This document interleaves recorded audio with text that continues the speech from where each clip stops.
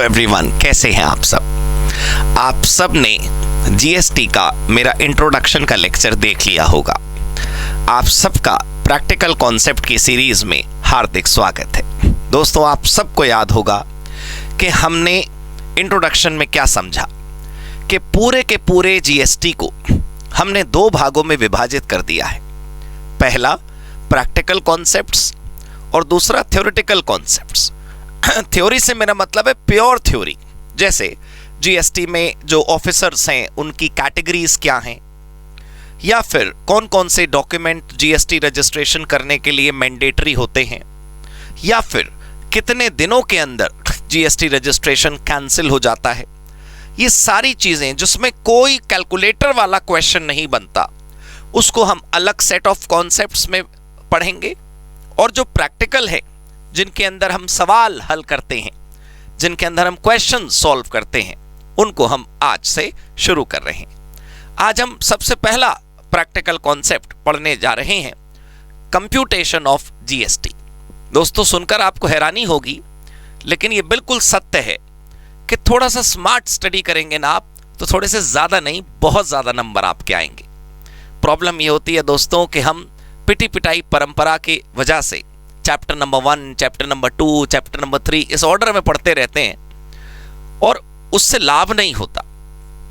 मैं भी आपको 1, 2, 3 में ही पढ़ा रहा हूं, बट मेरा जरा कॉन्सेप्ट नंबर 1 मेरे हिसाब से है, कॉन्सेप्ट नंबर 2 मेरे हिसाब से, और मुझे उम्मीद है कि आप इस हिसाब से आगे बढ़ेंगे तो आपको बहुत अच्छा लगेगा। ठीक है, चलिए अब आप हेडिंग डालेंगे computation of GST. Computation of GST.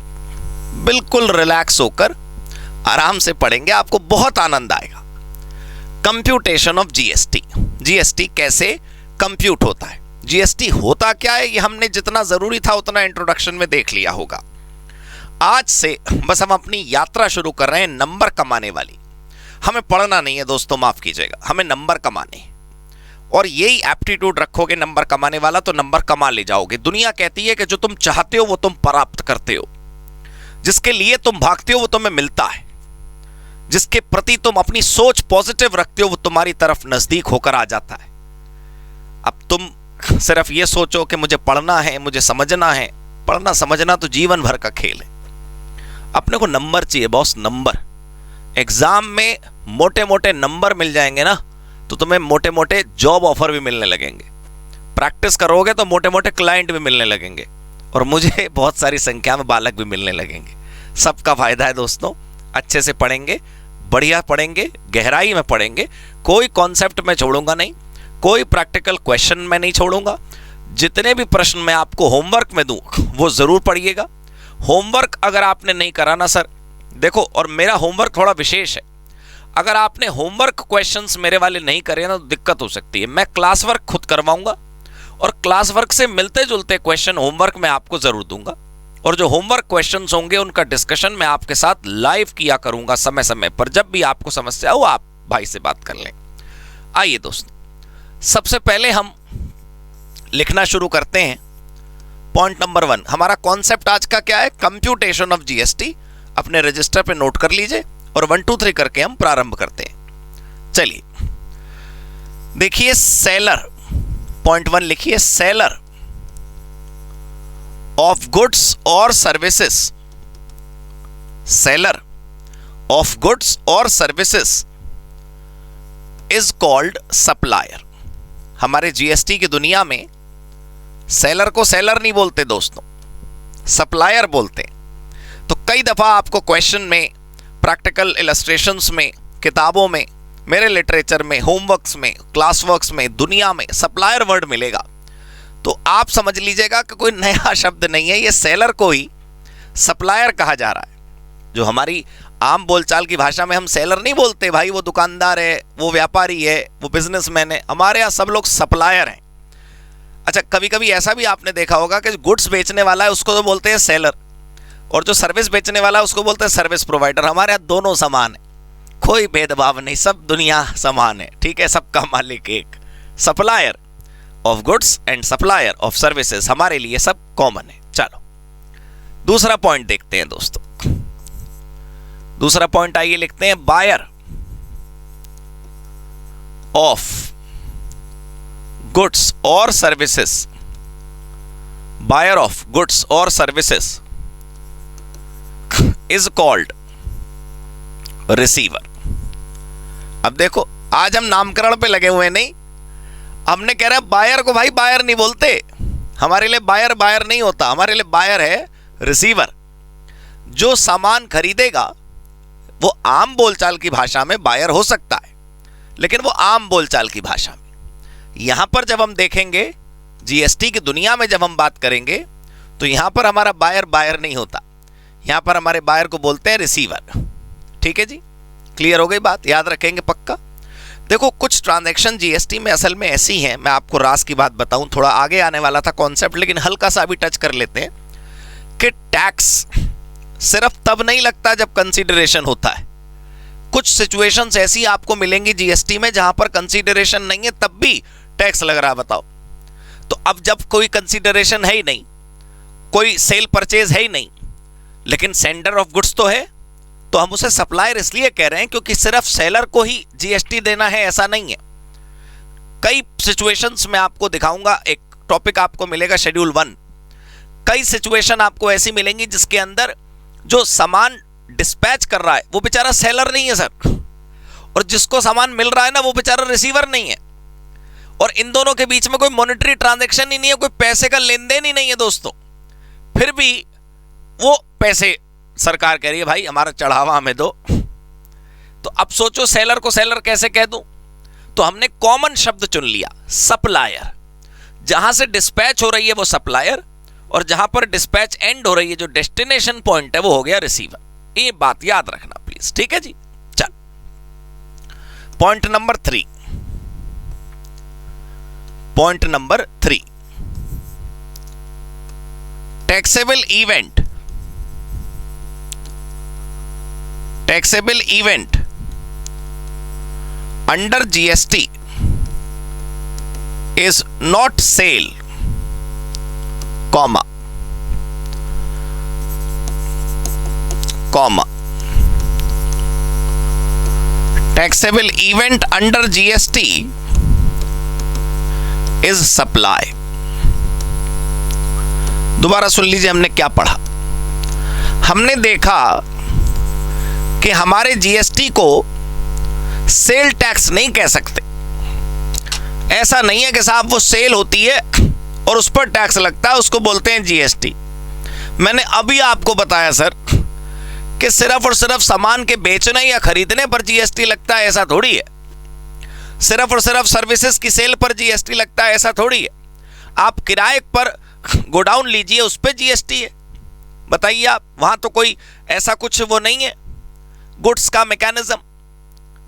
मैं कह रहा हूं आप अपनी कंपनी में डायरेक्टर अपॉइंट करिए, पार्ट टाइम डायरेक्टर, उसको रेम्युनरेशन दीजिए, उस पे जीएसटी है, बताओ। एक लेखक ने अपना कविता लिखी, कवि ने अपनी कविता लिखी, पोएम लिखी, और वो पब्लिशर को दी छापने के लिए, उस पे जीएसटी है, बताओ। अब मुझे तो नहीं लगता कि उस पोएम में कोई सर्विस है और पोएम में कोई गुड्स है। तो मैं ये बताना चाह रहा हूं आपको कि जैसे आपने ये सीखा कि हमारे लिए कोई सेलर नहीं है, हमारे लिए सप्लायर है, जहां से भी कुछ कंपोनेंट मूव करेगा, जहां से भी कुछ डिस्पैच होगा। अब जैसे कवि ने अपनी कविता लिखी और कविता लिखकर पब्लिशर को दे दी, तो कवि कौन हुआ? सप्लायर। प्लीज बताइए, कवि कौन हुआ? सप्लायर ऑफ कविता। जो पैसे दे रहा है उधर पब्लिशर, जो कविता खरीद रहा है वो हो गया रिसीवर। तो हमारे लिए सेल और परचेज शब्द यूज नहीं होगा। जीएसटी की दुनिया सेल और परचेज तक सीमित नहीं है। जीएसटी के अंदर एक नया शब्द इस्तेमाल होता है, सप्लाई। तो सर क्या क्या चीजें सप्लाई में कवर होती हैं, वो मेरा आज का विषय नहीं दोस्तों। कोई इतनी बड़ी बात नहीं है, कोई इतना बड़ा टॉपिक नहीं है, we'll cover it some time later. Sir वो तो चार्जिंग सेक्शन है, सप्लाई तो सेक्शन 7 बोलते हैं वैसे उसे, वो तो चार्जिंग सेक्शन है, सबसे पहले पढ़ाना चाहिए आपको। मेरी गुजारिश आपसे, आप मेरे हिसाब से चलिए, नंबर ही नंबर बरसेंगे, देखिएगा आप दोस्तों। सप्लाई किसमें क्या क्या कवर है और क्या क्या नॉट कवर है, वो तो मैं कराऊंगा ही, कौन मना कर रहा है? बिल्कुल कराऊंगा, हर हाल में कराऊंगा भाई, गारंटीड कराऊंगा। उस पर भी प्रैक्टिकल क्वेश्चंस हैं, लेकिन फिलहाल मैं ये बताना चाह रहा हूं कि आप ये अपना वाइड क्या कहते हैं उसे माइंड रखिए, ब्रॉड माइंडेडनेस अपने अंदर लाइए, नैरो माइंडेडनेस मत रखिए कि सिर्फ सेल पर जीएसटी लगता है, सिर्फ परचेज पर जीएसटी लगता है। नहीं, कुछ ऐसी भी ट्रांजैक्शंस हैं जिनमें कोई सेल नहीं नजर आती, जिनमें कोई परचेज नहीं नजर आती। भाई हमने अपनी कविता बेच थोड़ी दी, ठीक है ना, लेकिन फिर भी उस पर जीएसटी है। तो जीएसटी सेल परचेज पे नहीं है, जीएसटी एक ट्रांजैक्शन पर है जिसका नाम है सप्लाई। अब उसमें क्या कवर होता है क्या नहीं कवर होता वो तो हम देख लेंगे अगले टॉपिक में। आज का हमारा कॉन्सेप्ट है कंप्यूटेशन ऑफ जीएसटी। आज का हमारा कॉन्सेप्ट ये है कि क्वेश्चन गिवन है पहले से, A supplied something to B, calculate GST. Question में हमें ये नहीं पहचानना है, आज जो हम सीखेंगे उसमें हमें ये नहीं पहचानना है कि दिए हुए ट्रांजैक्शन में सप्लाई है कि नहीं है। आज हमें ये नहीं पहचानना है कि दी हुई ट्रांजैक्शन में सप्लाई कवर है कि सप्लाई नॉट कवर है। आज हमें यह नहीं पहचानना है कि नीचे दी गई चीजें बताओ जीएसटी के अंदर कवर है या एग्जेम्प्ट है। आज का हमारा उद्देश्य है क्वेश्चन के अंदर जो डेटा गिवन है उससे वैल्यू निकालकर जीएसटी कैलकुलेट करना सीखना, वो हमारा उद्देश्य है आज की मुलाकात में। ठीक है दोस्तों, चलो। तो taxable event under GST is not sale, taxable event under GST is supply. ठीक है जी, चलो point number 4। Point number 4, GST is calculated on ad valorem basis। ये क्या होता है एड वैलोरम बेसिस? मतलब जीएसटी कोई फिक्स नहीं है, 5,000 रुपया जीएसटी लगेगी, 2,000 रुपये जीएसटी लगेगी। ये कोई ऐसा टोल टैक्स की तरह टैक्स नहीं है, फिक्स होता है ना टोल टैक्स। तो भाई आपकी गाड़ी ने दिल्ली गुरुग्राम एक्सप्रेस वे को क्रॉस करा और वहां पर आपसे मानेसर नाम की जगह में 65 रुपीज ले लिए गए, तो वो ऐसा तो नहीं करते ना कि आपसे पूछते हैं कि आपने 25 लाख वाली गाड़ी खरीदी है तो आप ज्यादा टोल टैक्स दे दो, और आपने 5 लाख रुपए वाली गाड़ी खरीदी है तो आप कम टैक्स दे दो। ऐसा तो नहीं होता ना। अगर ऐसा होता तो उसे एड वैलोरम बोलते हैं। एड वैलोरम मतलब on the basis of value, on the basis of percentage. Value जितनी ज्यादा टैक्स उतना ज्यादा, प्रतिशत के हिसाब से जब जीएसटी लगता है, जब टैक्स लगता है तो उसे एड वैलोरम बोलते हैं। GST is calculated on ad valorem basis. This means GST will be calculated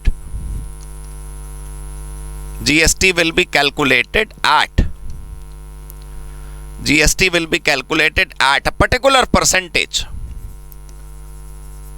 GST will be calculated at a particular percentage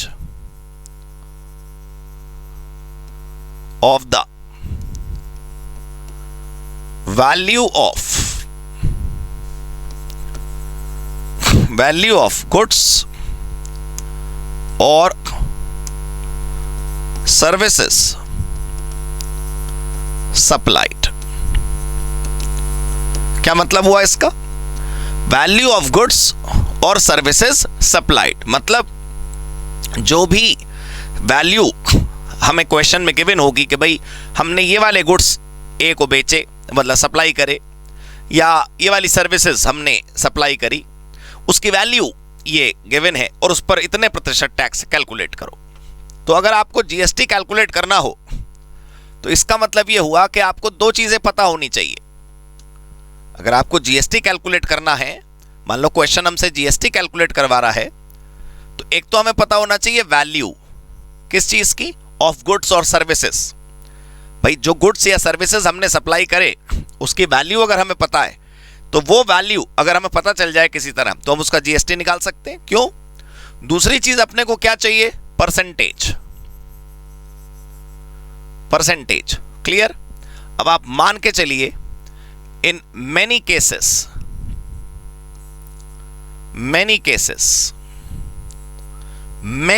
I'm not saying in every case, many cases ये दोनों चीजें question में already given होती हैं, already given होती। तो sir फिर तो बड़ा इजी हो गया। जब ये दोनों चीजें क्वेश्चन में हमेशा गिवन होती हैं तो फिर समस्या क्या है? समस्या ये है कि इसमें कुछ ना कुछ प्लस माइनस हो जाता है, कुछ ना कुछ एडजस्टमेंट्स करनी होती हैं। वैल्यू तो दी होगी, उसमें कुछ ना कुछ पहले जोड़ा जाएगा फिर जीएसटी निकलेगा, या फिर जीएसटी के रेट 2-3 दिए होंगे तो आपको पहचानना होगा इसमें कौन सा वाला रेट लगता है। ये खेल है। जीएसटी के कंप्यूटेशन के लिए बस एक कैलकुलेटर चाहिए और कुछ नहीं। आप एग्जाम हॉल में बैठे हो, ठीक, कैलकुलेटर आपके पास हो, बाकी तो जरूरी चीजें वहां रखी होंगी। क्वेश्चन आपको ये 2 आइटम दे देगा। और मैं आपको बता रहा हूं, मैं थोड़ा लिहाज कर रहा हूं, थोड़ी शर्म हया से मैं बोल रहा हूं कि मोस्ट केसेस में ये गिवन होती है। सच्चाई तो ये है कि ये हमेशा गिवन होती है, लेकिन मैं थोड़ा स्कोप छोड़ रहा हूं इस बात का कि ये भी हो सकता है कि ना गिवन हो, तो क्या करें फिर वो भी बताऊंगा आपको। मान लो ये वैल्यू क्वेश्चन में गिवन ही नहीं है तो क्या करें वो बताऊंगा ना, कौन मना कर रहा है। लेकिन मैं एक बात समझा रहा हूं कि तुम मोस्ट केसेस का समझने की कोशिश करो। मैक्सिमम केसेस में ये मान के चलो परसेंटेज क्वेश्चन में गिवन होती है 18% जीएसटी, 12% जीएसटी, 28% जीएसटी, और वैल्यू क्वेश्चन में गिवन होती है, ठीक है। मैक्सिमम केस में मान के चलो तुम ये बात, ठीक है ना। चलो अब आगे बढ़ते हैं। पॉइंट नंबर 5,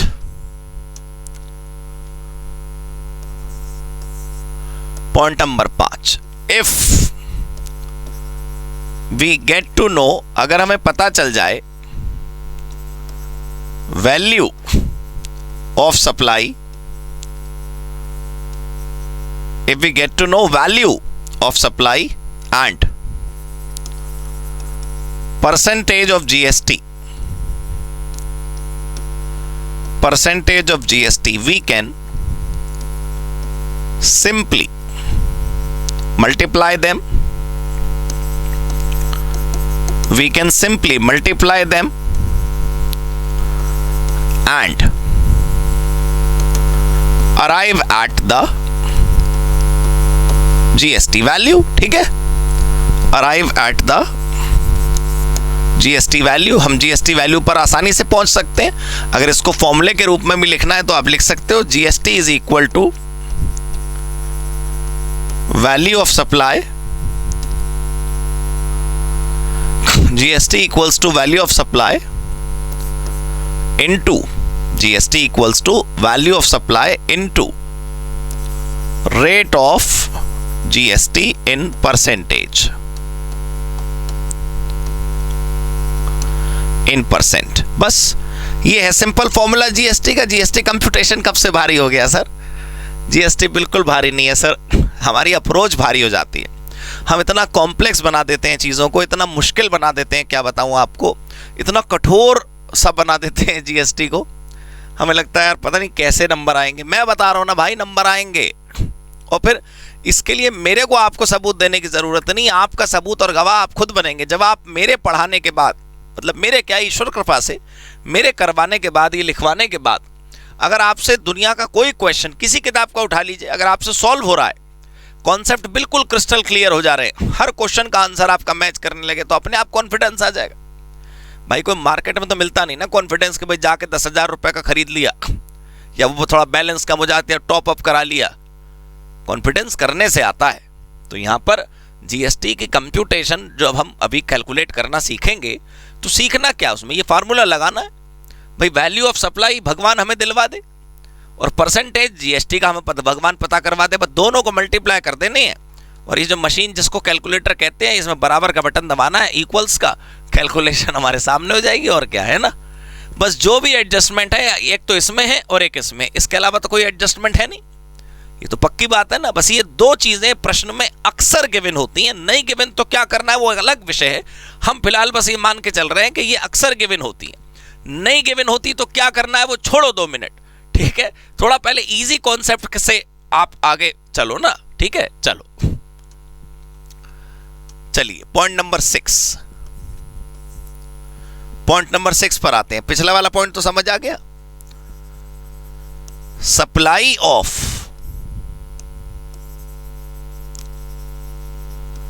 लिखो, सप्लाई ऑफ गुड्स और सर्विसेज, सप्लाई ऑफ गुड्स और services can be of 2 kinds. Supply of goods and services can be of 2 kinds. 2 प्रकार की सप्लाई हो सकती है। Can be of two kinds. कौन कौन सी? एक होती है intra state supply,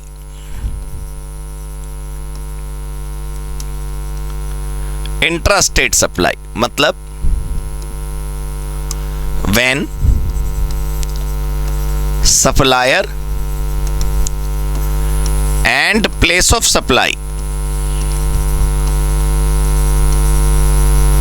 supplier and place of supply, supplier और रिसीवर नहीं दोस्तों ना, वैसे प्लेस ऑफ सप्लाई डिटेल में आगे आएगा एक चैप्टर।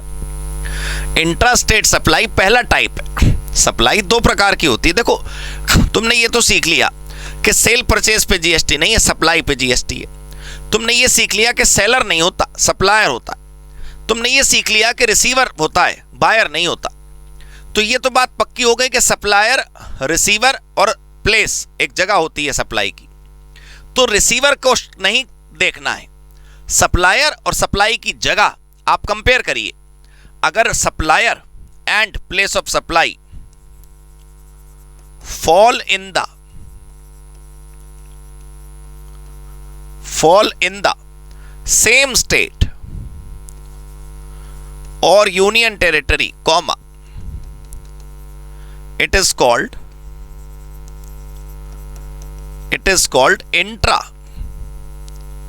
State supply. कैसे, मैं बता रहा हूं, भरपूर उदाहरण दूंगा दोस्तों, आपको समझने का कोई मौका नहीं छोड़ूंगा, समझने का हर मौका इस्तेमाल करूंगा, हर तरीका इस्तेमाल करूंगा, तुम्हें समझा के रहूंगा। देखना, हमने लिखा कि जिस सप्लाई पर हम जीएसटी लगाते हैं, जिस सप्लाई का जीएसटी हम कैलकुलेट करने आ जाए हैं, वो सप्लाई दोस्तों दो प्रकार की होती है। कितने प्रकार की? दो प्रकार की, जो हम यहां पर देख रहे हैं। सप्लाई दो प्रकार की होती है का कहने का मेरा मतलब यह है कि यहां पर पहली सप्लाई है इंट्रा स्टेट सप्लाई, दूसरी अभी पढ़ेंगे इंटर स्टेट सप्लाई। और दोनों पे लगने वाले जीएसटी के स्वरूप में भी फर्क है थोड़ा सा। दो प्रकार की सप्लाई है तो दो प्रकार से जीएसटी लगता है, आपको आगे पता चलेगा, इसीलिए इसको डुअल मॉडल ऑफ जीएसटी बोलते हैं। खैर अब वो रहा नहीं जाता ना, मन के अंदर से बातें बवाल आती रहती हैं और मैं बोलता रहता हूं, लेकिन थोड़ा कम बोलना चाहिए, आगे की बातें आगे करेंगे। एनीवेज, हमने सीखा कि सप्लाई पर जीएसटी है, सेल पे नहीं। सेलर नहीं होता, सप्लायर होता है, बायर नहीं होता, रिसीवर होता है।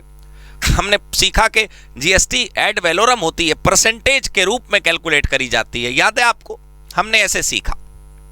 और हमने ये भी पढ़ लिया कि वैल्यू जिस पर जीएसटी निकलेगा और वो परसेंटेज जो जीएसटी की होगी वो अक्सर गिवन होते हैं।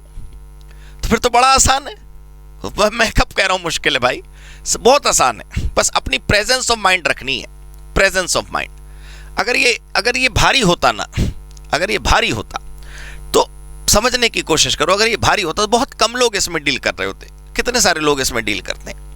एक लंबी आपको एक प्रोफेशनल्स के पूरी की पूरी कम्युनिटी मिल जाएगी जो इसमें डील करते हैं ना। तो when supplier and place of supply, मैं लिखवा रहा हूं कि when supplier and place of supply fall in the same state और union territory is called intra state supply. कैसे, मैं आपको बताता हूं। देखो, फॉर एग्जाम्पल हमने सिनेमा का टिकट खरीदा, अब इसमें जो सप्लायर है, सपोज करो वो दिल्ली का है, और प्लेस ऑफ सप्लाई मतलब जहां बैठकर आप पिक्चर देख रहे हैं, प्लेस ऑफ सप्लाई जो है वो भी दिल्ली की है। सप्लायर मतलब सिनेमा हॉल का मालिक, और सिनेमा हॉल दोनों दिल्ली में है, तो इसको क्या बोलेंगे? Intra state supply. ठीक है, क्लियर? अब चलो दूसरा एग्जाम्पल देखते हैं, सेकेंड एग्जाम्पल देखते हैं दोस्तों।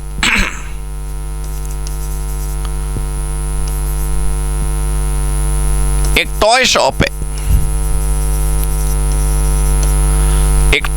Eight sector 17 Chandigarh, right. अब यहां पर बताइए, जो दुकानदार है, जो सप्लायर है, वो कहां पर है भाई? चंडीगढ़ में। और वो टॉय कहां पर बेच रहा है, प्लेस ऑफ सप्लाई क्या है, चंडीगढ़। सर अगर वो दूसरे स्टेट में भी बेचे तो वो बताऊंगा ना, कौन मना कर रहा है। हम ये मानकर चल रहे हैं अभी कि हम उसकी दुकान पे गए और हमने कहा भाई ये जरा टेडी बियर ये वाला दे दे, तो ये वो वाला सिनेरियो समझो ना। दूसरा सिनेरियो जहां पर हम दिल्ली में बैठ के चंडीगढ़ से वो खिलौना मंगा रहे हैं, वो अगला कैटेगरी पढ़ लेंगे। नहीं, ये वाला तो हो सकता है ना, सिंपल सिनेरियो है।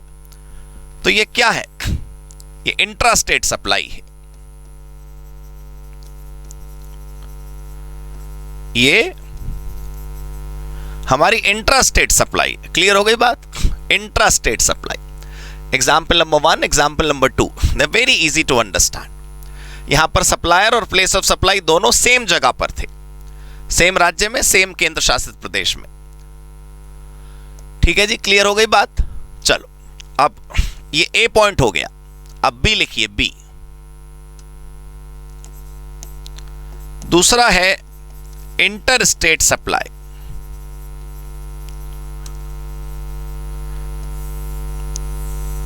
इंटर स्टेट सप्लाई, दूसरे राज्य में जो सप्लाई हो रही है वो कैसे होता है।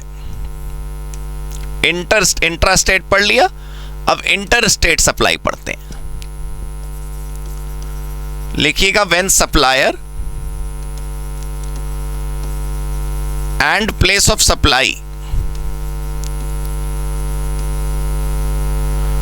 When supplier and place of supply fall in different locations की जगह different states लिख लो, different states और union territory, such supply is called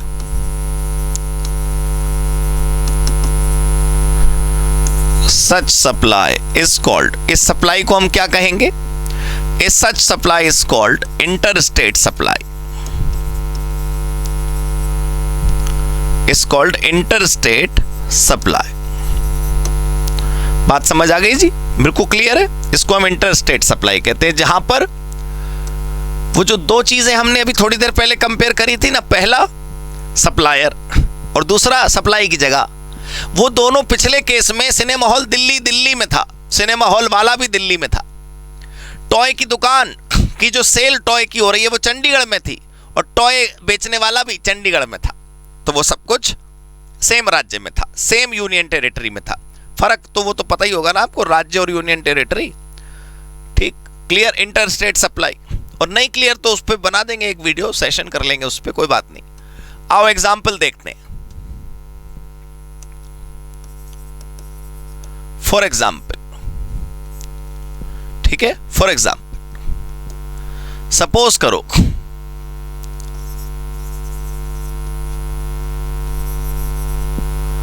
वो टॉय शॉप जो थी,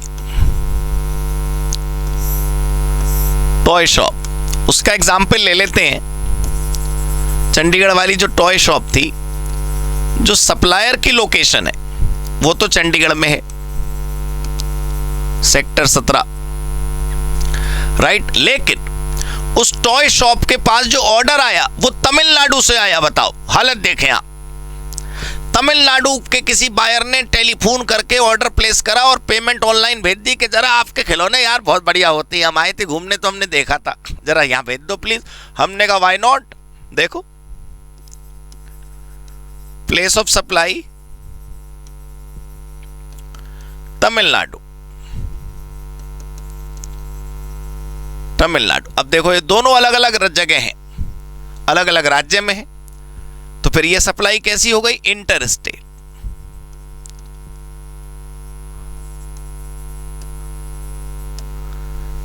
क्लियर हो गई ना बात दोस्तों। सप्लाई में ना क्या कवर है क्या नहीं कवर है वो पक्का पढ़ाऊंगा, पक्का गारंटी, ठीक है। और जब तक आपको ये वाली क्लास देखने को मिली होगी तब तक तो पूरा इंडेक्स भी आपको मिल चुका होगा, तब तक तो आपके पास सेशन आ चुका होगा पूरा शेड्यूल के भाई कब क्या हुआ है, कैसे कैसे हो रहा है। तो आपको भरोसा होना चाहिए कि सप्लाई का मतलब और सप्लाई का अर्थ हम जरूर पढ़ेंगे। तो toy shop inter state supply हो गई, ठीक है। एक और एग्जाम्पल देख लेते हैं।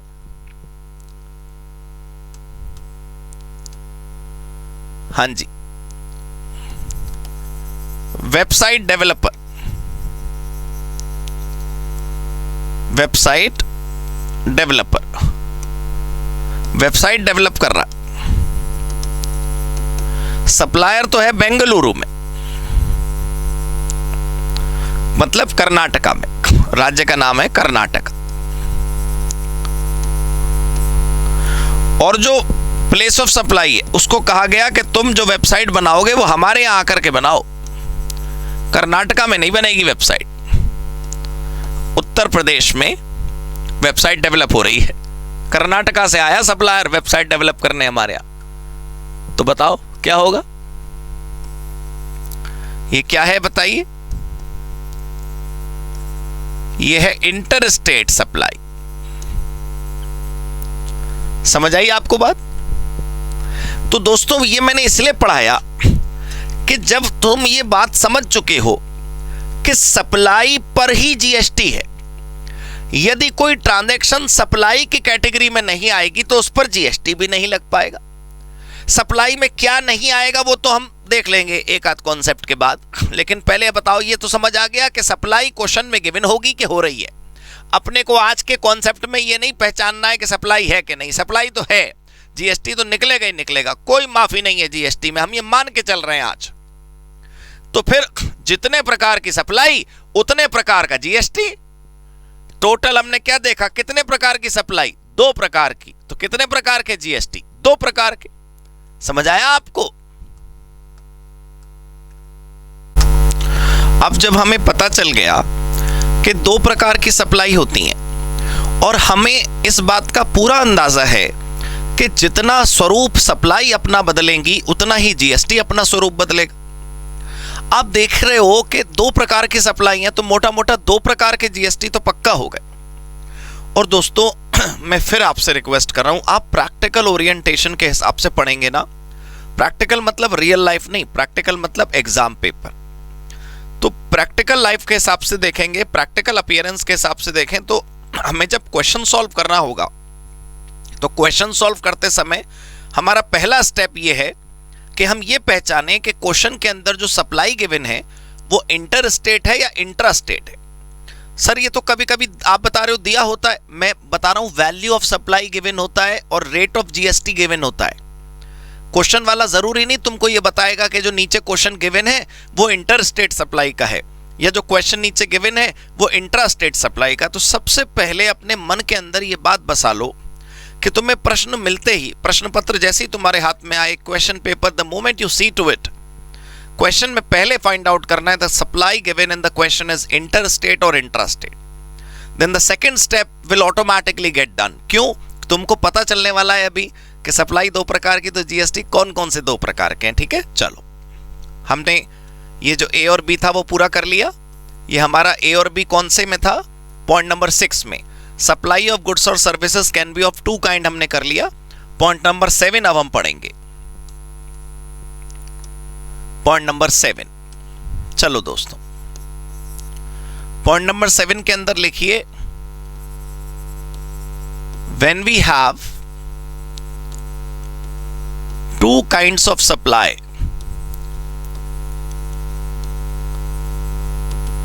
when we have 2 kinds of supply, comma, we obviously have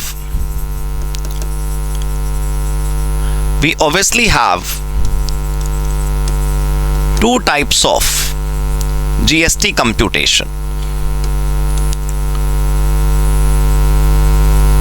2 types of GST computation, ठीक है। दूसरे शब्दों में अगर बात करें तो इंटर स्टेट सप्लाई पर लगने वाला जीएसटी और इंट्रा स्टेट पर सप्लाई पर लगने वाला जीएसटी सेम नहीं है। लिखिएगा in other words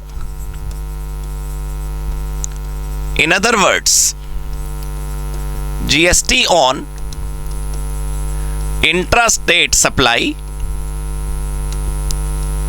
GST on intra state supply and interstate supply is not same, दोनों अलग अलग प्रकार के। So we have 2 supply and 2 set of GST, ठीक है। इसी को बोलते हैं डुअल मॉडल ऑफ जीएसटी। मतलब ये तो ऐसी बीच में बात आ गई, हम डुअल मॉडल नाम से कोई टॉपिक नहीं पढ़ रहे। मैं तो एक बात बता रहा था कि कोई तुमसे पूछने लगे भाई तो डुअल मॉडल पता तेरे को क्या होता है, डुअल मॉडल कहना हाँ पता, पहली क्लास में सीख लिया था हमने। भाई दो प्रकार की सप्लाई है, तो जीएसटी की कंप्यूटेशन भी दो प्रकार की है, इसलिए इसको बोलते हैं dual model of GST. Clear हो गई बात? So when we have two kind of supply, we obviously have two types of GST computation. In other words, GST on intrastate supply and interstate supply is not same, right? Point number 8. So basically, we have two set of supply and GST. Two set of supply and GST. Comma. This is also called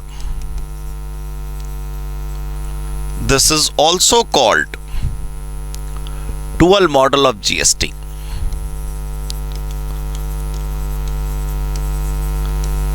This is also called dual model of GST. ठीक है, अपने को पता चल गया। अब sir ये तो बताओ कि दो प्रकार की सप्लाई तो अपने को पता चल गई, अपने को ये तो पता चल गया कि वो जो दो प्रकार की सप्लाई हैं वो कौन सी हैं, लेकिन अपने को ये भी तो बताओ कि वो दो प्रकार के जो जीएसटी हैं वो कौन से हैं। सब आ रहा है, बेफिक्र रहिए आप। चलिए point number 9, point number 9, GST applicable on such two types of supply, GST applicable on such two types of supply is as follows. GST जो इन दो प्रकार की सप्लाई के ऊपर लगता है वो कुछ नीचे दिया हुआ है। क्या क्या है सर वो? पहला, intra state supply. Intra state supply, इस पर जो जीएसटी लगता है वो दो पार्ट में लगता है, central GST plus state GST, और अगर स्टेट ना हो तो यूटी जीएसटी, आधा आधा। जो भी जीएसटी लगना है, जैसे मान लो 18% जीएसटी है तो आधा आधा दोनों में बांट देंगे इंट्रा स्टेट सप्लाई में। और गहराई से भी बताता हूं, नोटिंग कर लो पहले। और दूसरा सर, दूसरा है इंटर स्टेट सप्लाई। एक लाइन छोड़ के मैं लिख देता हूं, आप मत काटना, मेरे पास तो मिटाने की सुविधा है। इंटर स्टेट सप्लाई, ठीक है। इंटर स्टेट सप्लाई में एक ही जीएसटी लगता है, इंटीग्रेटेड जीएसटी। अब आप देखो, या तो जो आपकी सप्लाई हो रही है वो इंट्रा स्टेट होगी। इंट्रा स्टेट मतलब सेम स्टेट में, सेम यूनियन टेरिटरी में, सेलर भी चंडीगढ़ में, बायर भी चंडीगढ़ में, सामान भी चंडीगढ़ में, है ना। वैसे बायर को तो देखते नहीं, सप्लायर और प्लेस ऑफ सप्लाई को देखते हैं। दोनों चंडीगढ़ में थे, याद है? सिनेमा हॉल याद है? सिनेमा हॉल में सिनेमा हॉल वाला और सिनेमा हॉल फिल्म दोनों एक ही राज्य में थे, दिल्ली में ही। तो ये वाला जीएसटी लगेगा आधा आधा। मान लो तुम्हें पता है कि सिनेमा हॉल पे 5% जीएसटी है, मान लो ऐसे एग्जाम्पल में, तो 2.5 मान लो तुम्हें पता है कि कोचिंग सेंटर पर 18% जीएसटी, तो 9%। अगर आप स्टेट के अंदर हो तो स्टेट जीएसटी लगाना, अगर आप यूनियन टेरिटरी में हो तो यूनियन टेरिटरी वाला जीएसटी लगाना। इसका मतलब दोस्तों ये भी समझ लो हाथों हाथ कि जो स्टेट वाला और यूनियन टेरिटरी वाला है ये दोनों म्यूचुअली एक्सक्लूसिव हैं। म्यूचुअली एक्सक्लूसिव मतलब दोनों में से कोई एक ही आ सकता है, दोनों नहीं आ पाएंगे, दोनों में से एक ही आएगा या एक ही होगा। कैसे, मैं भी आपको साबित कर देता हूं। कोई ऐसी ट्रांजैक्शन नहीं हो सकती जिस पे ये दोनों लग जाएं। या तो आप स्टेट हो या तो आप यूनियन टेरिटरी हो, बस, और तो कुछ हो नहीं सकता आपका। तो इन दोनों में से तो एक सेंट्रल जीएसटी प्लस कैसे लगता है मैं दिखाता हूं अभी। और इंटर स्टेट सप्लाई है, आपको याद है वो टॉय शॉप चंडीगढ़ में थी, तमिलनाडु से ऑर्डर आया था। आपको याद है वेबसाइट डेवलपर कर्नाटका का था और वेबसाइट डेवलप हो रही थी यूपी में, याद है? Place of supply Uttar Pradesh था। ये तो वो ये वाला हो गया इंटर स्टेट। इंटर स्टेट मतलब अगर दो राज्य इन्वॉल्व हैं, प्लेस ऑफ सप्लाई और सप्लायर अलग अलग जगहों पर है, दो राज्य इन्वॉल्व हैं, तो फिर इंटीग्रेटेड जीएसटी लगेगा। आपको नहीं लग रहा कुछ ऑपोजिट सा है? आपको नहीं लग रहा कुछ उल्टा उल्टा सा है? जब राज्य एक है, इंट्रा स्टेट एक राज्य के अंदर अंदर की कहानी है, तो जीएसटी लग रहा है दो, देख लो आप। और जब दो राज्यों की कहानी है, इंटर स्टेट, दो राज्य, चंडीगढ़ और तमिलनाडु, दो अलग अलग राज्यों की अगर बात चल रही है, दो अलग अलग यूनियन टेरिटरीज की बात चल रही है, दो अलग अलग इलाकों की बात चल रही है, मतलब दो राज्य हैं, तो जीएसटी लग रहा है एक। उल्टा है, देख लो आप। तो उल्टा है तो क्या हुआ? और अच्छा है याद करना, इसी को अपना रूल बना लेते हैं। मन के अंदर लिखना नहीं है, पेपर में याद रख लो। राज्य दो तो जीएसटी एक, जीएसटी राज्य एक तो जीएसटी दो, याद कर लो ऐसे। अब आप जरा बगल वाली दुकान पे मिठाई खरीदने जरा जाइएगा, अब आप अपने बगल वाली स्वीट शॉप पर एक रसगुल्ला खरीदने जाइए, तो आपको पता चल जाएगा कि वो एक ही राज्य के अंदर ट्रांजैक्शन हुई, तो उस पर दो जीएसटी लगेंगे, सीजीएसटी और एसजीएसटी। 100 रुपए के रसगुल्ले पे 5 रुपए जीएसटी लगा होगा, 2.5 दो टुकड़ों में। और आप लैपटॉप ऑर्डर करिए कर्नाटका से, आप दिल्ली में हैं लेकिन आप लैपटॉप ऑर्डर करिए कर्नाटका से, आईजीएसटी लग कर आएगा लैपटॉप आपके पास, क्योंकि राज्य दिल्ली और कर्नाटका दो हैं तो जीएसटी एक है। बिल्कुल अच्छे से इसी बात को नियम बना लो, राज्य दो तो जीएसटी एक, राज्य एक तो जीएसटी दो। बल्ले बल्ले, समझ आई सर आपको बात? अब मैं इसको जरा और अच्छे तरीके से इलैबोरेट कर देता हूं। वैसे आपको समझ आ चुका होगा मुझे पता है, लेकिन इसको थोड़ा उदाहरण के माध्यम से समझ लेते हैं। देखिए फॉर एग्जाम्पल,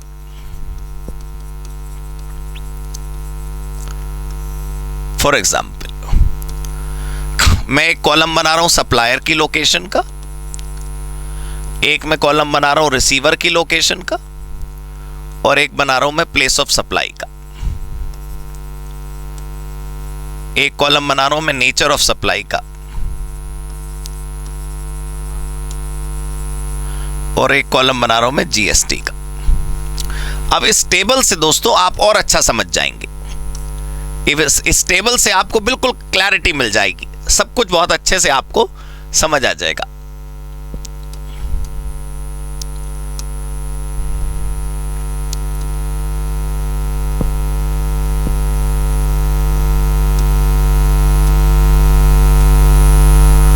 हाँ जी, बहुत प्यारा सा आपको मैं एग्जाम्पल के माध्यम से समझाऊंगा। मैं जरा थोड़ी सजावट में लग गया था, कलर येलो मिला नहीं मेरे को अच्छा वाला, कोई बात नहीं। चलो ये कॉलम बन गए दोस्तों। अब पहला कॉलम है सप्लायर का, तो सपोज करते हैं कि जो हमारा सप्लायर है वो दिल्ली में है, डीएल लिख देता हूं, चलो पूरा ही लिख देता हूं दिल्ली, ठीक है। और जो रिसीवर है वो भी दिल्ली में है, और जो प्लेस ऑफ सप्लाई है वो भी दिल्ली में है। सबसे पहले तो ये बताओ कि सप्लाई कौन सी है। उससे भी पहले तुम ये सीखो बदमाशों कि रिसीवर का कॉलम इग्नोर करना है। मैंने तुम्हें थोड़ी देर पहले ही समझाया था कि रिसीवर की लोकेशन को कंसीडर नहीं करना है, आपको कंसीडर करना है सप्लायर की जगह और सप्लाई की जगह। आपको सप्लायर और प्लेस ऑफ सप्लाई कंपेयर करना है। रिसीवर तो आपको कंफ्यूज करने के लिए दे रखा है क्वेश्चन में, यार रिसीवर को नहीं देखना आपने, प्लेस ऑफ सप्लाई देखनी है, ठीक है, याद रखना है। हाँ, प्लेस ऑफ सप्लाई का एक चैप्टर आएगा, प्लेस ऑफ सप्लाई के रूल तुम्हें कहें अरे रिसीवर देख लो तो अलग बात है। मैं तुमसे कहना चाहता हूं कि सप्लायर को कंपेयर करना है प्लेस ऑफ सप्लाई से, सप्लायर को रिसीवर से कंपेयर नहीं करना। अगर प्लेस ऑफ सप्लाई का जब चैप्टर आएगा, प्लेस ऑफ सप्लाई के जब रूल्स पढ़ाए जाएंगे और वहां पर यह कहा जाए अरे रिसीवर की लोकेशन देख लो, तो देख लेना, क्योंकि प्लेस ऑफ सप्लाई के रूल ऐसा कह रहे हैं। लेकिन ये याद रख लो सदा सदा के लिए कि हमें रिसीवर की लोकेशन को कंसीडर नहीं करना है, ठीक है। हाँ जी, समझ आ गई बात। अब देखो दोनों दिल्ली में है, प्लेस ऑफ सप्लाई भी दिल्ली में और सप्लायर भी दिल्ली में, तो ये कौन सी सप्लाई हुई बताओ? ये किस प्रकार की सप्लाई हुई? ये हुई इंट्रा अंदर अंदर, एक ही राज्य के अंदर अंदर। तो जीएसटी कौन सा लगेगा? CGST plus SGST। सी मतलब central GST plus state GST। मैंने ऊपर क्या सिखाया था देखो, इंट्रा आ फॉर अंदर अंदर, एक ही राज्य के अंदर अंदर अगर सेल है, एक ही राज्य के अंदर अंदर अगर सप्लाई है तो राज्य एक GST दो, C और S। ठीक है जी, क्लियर हो गई बात? देख लीजिए आप, क्लियर हो गई बात? पक्का? चलो अब दूसरा देखते हैं। आपका जो सप्लायर है वो लद्दाख में है, रिसीवर कहां है? लद्दाख में। प्लेस ऑफ सप्लाई कहां है? लद्दाख में। तो फिर बताइए ये कौन सी सप्लाई है? इंट्रा, सब कुछ अंदर अंदर है ना, ऐसे याद कर लो, इंट्रा आ फॉर अंदर अंदर, इंट्रा। अब यहां पर दो GST लगेंगे, राज्य एक, इलाका एक, यूनियन टेरिटरी एक, तो GST दो। अच्छा, अब यहां प्लस SGST की जगह लगेगा प्लस UT GST, क्योंकि ये स्टेट नहीं है ना, ये यूनियन टेरिटरी है इसलिए। अच्छा, अब मान लो ऐसे करते तो, जैसे सप्लायर दिल्ली में है, रिसीवर यूपी में है, प्लेस ऑफ सप्लाई दिल्ली है, अब बताओ क्या होगा? सर अब तो दो राज्य हो गए, दिल्ली और यूपी, तो ये इंटर वाला स्टेट है, यहां दो राज्य हैं, तो GST एक लगेगा। नहीं बदमाशों, बिल्कुल नहीं। याद करिए आप, बहुत अच्छे तरीके से मैंने अभी बताया था कि रिसीवर को इग्नोर करना है। आपको सप्लायर का कॉलम और प्लेस ऑफ सप्लाई का कॉलम गिवन है ना, तो रिसीवर को नहीं देखना है, सिर्फ और सिर्फ प्लेस ऑफ सप्लाई को देखिए आप। तो जब ये दोनों दिल्ली हैं तो फिर ये भी इंट्रा हो गया, और यहां CGST प्लस UT GST है। अच्छा, आपको मैं पहचान बता देता हूं, दिल्ली भी वैसे यूनियन टेरिटरी है, लेकिन दिल्ली में UT GST नहीं लग रहा। आप देखो, दिल्ली में SGST लग रहा है। क्यों? दिल्ली में मुख्यमंत्री है, दिल्ली में चुनी हुई सरकार है, इलेक्टेड गवर्नमेंट है दिल्ली में। चंडीगढ़ में नहीं है, लद्दाख में नहीं है, ठीक है, लक्षद्वीप में नहीं है, अंडमान में नहीं है, गोवा के पास वो जो इलाके हैं दमन एंड दीव, वहां पर नहीं है, मेरा जम्मू कश्मीर में नहीं है। मेरा कहने का मतलब है 8 क्षेत्र हमारे देश में ऐसे हैं, यूनियन टेरिटरीज, जहां मुख्यमंत्री नहीं, 8 में से 6 यूनियन टेरिटरी ऐसी हैं जहां मुख्यमंत्री नहीं है। लेकिन पुदुचेरी और दिल्ली है, ये भी यूनियन टेरिटरी, लेकिन यहां सरकार है, इलेक्टेड गवर्नमेंट है। तो जहां इलेक्टेड गवर्नमेंट होगी वहां तो स्टेट गवर्नमेंट है, तो वहां पर SGST लगेगा। और जहां पर मुख्यमंत्री साहब नहीं है, जहां पर चीफ मिनिस्टर नहीं है, जहां पर विधानसभा नहीं है, जहां पर चुनी हुई सरकार नहीं है, वहां पर UT GST लगता है। ठीक है, चलो अभी देखते हैं, और देखते हैं भाई, थोड़े 2 उदाहरण और मैं दिखा दूं आपको। फोर्थ, आपका सप्लायर दिल्ली में है, बायर मतलब रिसीवर जो है वो भी दिल्ली में है, लेकिन प्लेस ऑफ सप्लाई जो चाहिए उसको वो यूपी में चाहिए। अब देखो 2 राज्य हो गए। अब यूपी यहां से उठा के यहां रख दिया मैंने, प्लेस ऑफ सप्लाई में दूसरा राज्य आ गया, अब 2 राज्य हो गए यहां। तो ये कौन सी सप्लाई हो गई? इंटर। इंटर, और यहां पर क्या आएगा? IGST। जब राज्य 2 हो गए तो GST 1 हो गया। ठीक है जी, क्लियर? चलिए एक और एग्जाम्पल देखते हैं कि हम तो दिल्ली में हैं, क्लियर हो गई बात। जो रिसीवर है वो उत्तर प्रदेश में है, ठीक है, और जो प्लेस ऑफ सप्लाई है वो पंजाब है। अब बताओ, अरे भाई रिसीवर की लोकेशन देखनी नहीं ना, तो ये यूपी वाला तो छोड़ दो, दिल्ली का सप्लायर पंजाब के यहां की सप्लाई, तो ये भी क्या हो गया? इंटर। और यहां पर क्या लगेगा? IGST। बात खत्म हो गई। क्लियर? पक्का समझ आ गया आपको? अच्छे तरीके से क्लियर हो गई बात। बस अब इस पे क्वेश्चन कर लेंगे। मतलब मेरा कहने का यह था कि सप्लाई की वो GST की कंप्यूटेशन के लिए सबसे पहले आपको यह समझना था कि सप्लायर और रिसीवर दोनों का नाम सेलर और बायर नहीं रखा गया, सप्लायर और रिसीवर रखा गया। और सेल को सेल नहीं कहते, सप्लाई कहते। जीएसटी सिर्फ सेल परचेज पे नहीं लगता, अन्य ऐसी ट्रांजैक्शंस भी हैं जहां कंसीडरेशन ही नहीं है तब भी जीएसटी लगता है, इसलिए ट्रांजैक्शन का नाम सप्लाई है, टैक्सेबल इवेंट का नाम सप्लाई है। हमने सीखा कि जीएसटी एड वैलोरम बेसिस पर निकलता है। एड वैलोरम का मतलब है वैल्यू पर परसेंटेज अप्लाई करी जाती है। तो अपने को दो चीजें मिल जाएं, अगर वैल्यू, अपने को अगर दो चीजें मिल जाएं, वैल्यू और परसेंटेज, तो मल्टीप्लाई करके जीएसटी निकाल देंगे हम, समस्या ही नहीं, कोई परेशानी नहीं है सर, कोई दिक्कत नहीं है, कहीं पर परेशानी नहीं आएगी आपको। ये बात समझ आई आपको? अच्छे तरीके से क्लियर हो गई बात। अब एक और बात सुनिए, जब जीएसटी कंप्यूट करने की हमने शुरुआत करना सीखा तो हमें एकदम से एहसास हुआ, अरे सप्लाई तो दो टाइप की होती हैं, एक इंट्रा अंदर अंदर और दूसरा इंटर अलग अलग राज्यों में। अगर एक राज्य है इंट्रा है तो फिर जीएसटी दो होंगे, और अगर इंटर है तो जीएसटी एक होगा। ठीक है, दो राज्य जीएसटी एक राज्य जीएसटी दो। लेकिन वो जो एक है या दो राज्य, वो कंपेयर करने के लिए रिसीवर का कॉलम नहीं देखना है। किसका कॉलम देखना है? देख लीजिए, सप्लायर और प्लेस ऑफ सप्लाई, ये कंपेयर होंगे। ठीक है, अब एक प्यारा सा उदाहरण देखते हैं और आपको बिल्कुल स्पष्ट हो जाएगी सिनेरियो, बिल्कुल कहानी साफ साफ समझ आने लगेगी आपको। For example,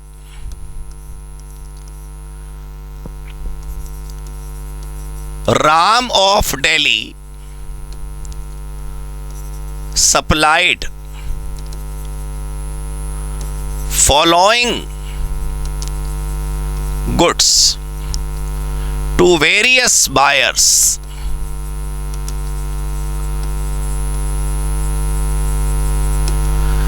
Ram of Delhi supplied following goods to various buyers. ठीक है, compute the GST liability, compute the GST liability. ठीक है, तो जीएसटी लाइबिलिटी कैलकुलेट करनी है, लेकिन उसके लिए डेटा गिवन है। ठीक है, क्या क्या है? Sold goods to Mohan of Delhi, place of supply UP. सामान कितने रुपए का है? 5 लाख, और जीएसटी की वैल्यू है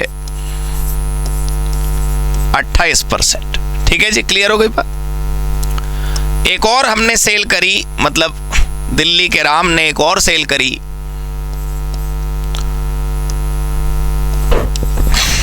लिखिएगा sold goods to Ajay of UP, place of supply Delhi, rupees 6 lakh, और जीएसटी एट द रेट 18%। ठीक है, बस जीएसटी कैलकुलेट करना है, पहले आराम से देख लो। दो ट्रांजैक्शन है, ऐसे ही क्वेश्चन आएगा, बिल्कुल बेसिक है ये, बेसिक का भी बेसिक। ठीक है, शुरुआती का भी शुरुआती सवाल, बिल्कुल सिंपल है। अब हमें जीएसटी लायबिलिटी निकालनी है। ठीक है जी, पक्का। मैं अभी ये बताने में बिल्कुल इंटरेस्टेड नहीं हूं कि ये लायबिलिटी जीएसटी की किसकी है, बायर की या सेलर की, यहां पर राम की या मोहन की या अजय की। सरकार को जाकर कौन पे करेगा, राम पे करेगा या मोहन पे करेगा या अजय पे करेगा, मैं बिल्कुल इंटरेस्टेड नहीं हूं ये डिस्कस करने में। कुछ बच्चों को क्या होता है ना, जानकारी होती है थोड़ी सी जनरल नॉलेज की। हो सकता है आपको फॉरवर्ड चार्ज शब्द सुन रखा हो, आपने रिवर्स चार्ज शब्द सुन रखा हो, आपने पर्सन लायबल टू पे टैक्स सुन रखा हो। भाई हमने नहीं सुन रखा, हमें नहीं पता ये सब बातें, एडवांस लेवल की बातें जो क्लास 2, 3, 4, 5 में होनी है, हम अभी नहीं जानते ये सब बातें। हमें बस इतना पता है कि इस क्वेश्चन में जीएसटी कैलकुलेट करना है। अब वो कौन जाएगा, किस तारीख को जाएगा, कितने दिन में जाएगा, नहीं जाएगा तो क्या होगा, ये सब आगे की बातें हैं ना। अपने को जीएसटी निकालना सीखना बस, और कुछ नहीं। ठीक है जी, चलो इसका सॉल्यूशन करते हैं। सॉल्यूशन टेबल में कर लेते हैं, बाकी जरूरी नहीं है कि आप टेबल में करें। पर्टिकुलर्स, ठीक है, टैक्सेबल वैल्यू, टैक्स रेट और टैक्स अमाउंट। ऐसी तो होता है बिल के ऊपर टेबल, यही तो होता है। चलो भाई, सीरियल नंबर 1, पहली सीरियल नंबर, हमने राम ने मोहन को बेचा था सामान, तो यहां पर हमने गुड्स बेचे, goods supplied to Mohan, right. कितने रुपए के? कितने रुपए के? 5 लाख के, और जीएसटी 28%। लेकिन ये बताओ, मैंने तुम्हें क्या सिखाया था? मैंने तुम्हें सिखाया था सबसे पहले ये पता लगाओ कि जो जीएसटी निकालना है तुम्हें जिस ट्रांजैक्शन पर, वो ट्रांजैक्शन इंटर स्टेट है या इंट्रा स्टेट है। 2 राज्य इन्वॉल्व है या 1 राज्य, क्योंकि उसी के हिसाब से जीएसटी निकलेगा। यहां पर देखो, राम मतलब सप्लायर दिल्ली का है, रिसीवर मोहन वो भी दिल्ली का है। हमें यार रिसीवर का मतलब नहीं करना, हमें रिसीवर से मतलब ही नहीं। रिसीवर कहीं का हो, जगह कहां है सप्लाई की? यूपी, माल यूपी जा रहा है, तो राम दिल्ली का, सप्लायर दिल्ली का, प्लेस ऑफ सप्लाई यूपी, तो 2 अलग अलग राज्य हो गए। इसका मतलब जीएसटी 1 लगेगा, इंटीग्रेटेड वाला 28%। चलो निकालते हैं। तो यहां पर टैक्सेबल वैल्यू पता चल गई हमें, 5 लाख रुपए, जीएसटी 28%, टैक्स अमाउंट में 3 कॉलम बनाएंगे हम, सी, एस और आई, सेंट्रल जीएसटी, स्टेट जीएसटी और इंटीग्रेटेड जीएसटी। तो बस 5 लाख का 28% निकाल लो, 1,40,000, ठीक है जी। और यहां पर लिख देना 1,40,000, ठीक है। अब दूसरी सेल जो हमने करी थी, वो गुड्स किसको सप्लाई करे थे? Goods supply to Ajay. हमने गुड्स सप्लाई करे थे किसको? अजय को। अजय कहां का है? यूपी का। हमें क्या करना है यार, अजय कहां का है? मैं मना कर चुका, रिसीवर की लोकेशन नहीं देखनी, 2 चीजें देखनी है, सप्लायर और प्लेस ऑफ सप्लाई। हाँ, मैं ये भी कह चुका हूं कि प्लेस ऑफ सप्लाई के चैप्टर में अगर किसी रूल में ये लिखा हो कि रिसीवर की लोकेशन देख लो, तब देख लेंगे। प्लेस ऑफ सप्लाई दिल्ली, और सप्लायर हमारा जो राम था वो भी दिल्ली का। अरे वाह, प्लेस ऑफ सप्लाई भी दिल्ली, राम भैया भी दिल्ली, दिल्ली दिल्ली, 1 राज्य, तो जीएसटी 2, सी और एस। 6 लाख का जीएसटी 18% है, तो टैक्सेबल वैल्यू पहले लिख देंगे। टैक्सेबल वैल्यू लिख दो 6 लाख। अब जो जीएसटी 18 नहीं लिख सकते आप, 9%, 9% 2 बार आएगा। कैसे? सेंट्रल और स्टेट में मैंने कहा था ना आधा बांट देना, तो 6 लाख का 9% 54,000 सी वाले कॉलम में, और 54,000 एस वाले कॉलम में, ठीक है। टोटल जीएसटी लायबिलिटी निकाल लो भाई, टोटल जीएसटी लायबिलिटी। भाई मान लो हमारे राम ने पूरे महीने में 2 ही चीजें बेची, बस, ये भी तो हो सकता है, 2 ही डील हुई। टोटल जीएसटी की लायबिलिटी है 54,000, 1,40,000। सर इसको पे कैसे करते हैं, कब करते हैं, वो सब आएगा ना कॉन्सेप्ट। बिल्कुल धैर्य के साथ चलो दोस्तों, मेरे साथ साथ चलो, तुम्हें कोई समस्या नहीं होगी। बिल्कुल क्लियर हो गई बात। कौन लायबिल है पे करने के लिए? सेलर लायबिल होता है या बायर लायबिल होता है? ना मुझे समझ आ रहा, ना मैं समझना चाहता।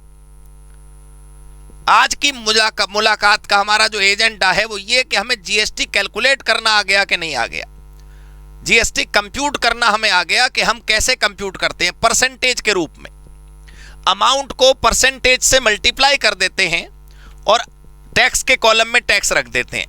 टैक्स के हमेशा 3 कॉलम बनाने हैं, सी, एस और आई। अगर हम दिल्ली ना होते, राम दिल्ली का ना होता, सप्लायर दिल्ली का ना होता, माल का बेचने वाला दिल्ली का ना होता, कहीं और का होता जहां पर मुख्यमंत्री साहब नहीं होते, तो यूटी लिखते, एस की जगह यूटी लिख देते। समझ आ गई जी बात आपको? बिल्कुल स्पष्ट हो गया, कोई प्रॉब्लम तो नहीं आपको? अच्छे तरीके से समझ आ गया, कैलकुलेशन हो गई आपकी। अब इस पूरे को मैं एक बार थोड़ा सा समरी करके आपको बता देता हूं ताकि आपको टेक अवे लेने में आसानी रहे। टेक अवे मतलब कि आज हमने क्या सीखा वो समझने में आसानी रहे। देखो ध्यान से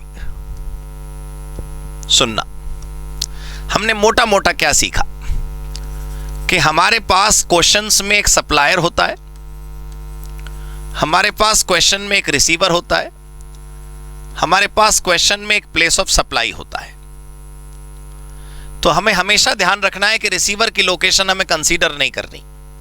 क्वेश्चन में कहे रिसीवर यहां का है तो सुन लो, इग्नोर कर दो। प्लेस ऑफ सप्लाई के कई रूल है, मैं तुम्हें डिटेल में पढ़ाऊंगा। प्लेस ऑफ सप्लाई का कोई रूल बोले कि भाई जब लैपटॉप बिके ना तो ये वाली जगह प्लेस ऑफ सप्लाई मानना, और जब सॉफ्टवेयर बिके ना तो ये वाली जगह प्लेस ऑफ सप्लाई मानना, वो पढ़ लेंगे। प्लेस ऑफ सप्लाई मान लो गिवन है और सप्लायर की लोकेशन भी गिवन है, तो इन दोनों को आपस में कंपेयर करना है। अगर ये दोनों सेम स्टेट में पड़ते हैं, स्टेट मतलब स्टेट या यूनियन टेरिटरी, और या फिर ये दोनों डिफरेंट स्टेट में पड़ते हैं, तो ध्यान रखना कि ये वाला जो है वो तो कहलाएगा इंट्रा, मतलब अंदर, इंट्रा स्टेट सप्लाई, और जो ये दूसरे राज्य वाला है इसको माना जाएगा इंटर स्टेट सप्लाई,